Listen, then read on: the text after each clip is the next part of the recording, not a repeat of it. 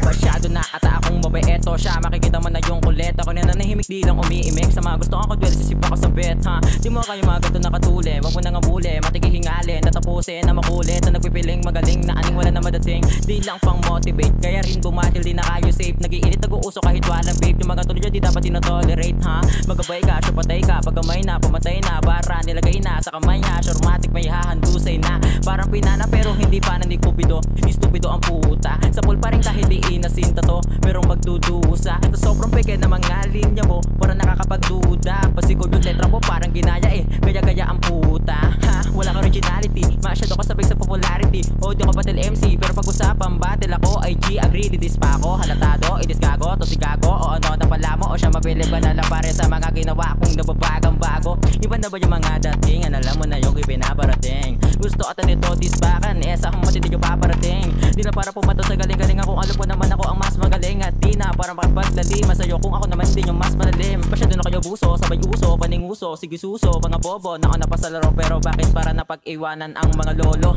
Respeto sa una pero yung respeto hindi dapat sa'yo. Partida nung una ako ang nauna, bakit mo binago ang sulat mo ha? Motivate nung kakamatay at malaman na daw tong makasabay. Hay tanga di para sumabay o pumatay, lalo na sa makatulad yung bay. Wala kang alam, puro lang angal, testing pa lang yun pero nagulang tang sa nababagang mga parang balagbagan. Talaga pag sili na nag-ibang asal yeah, yun naman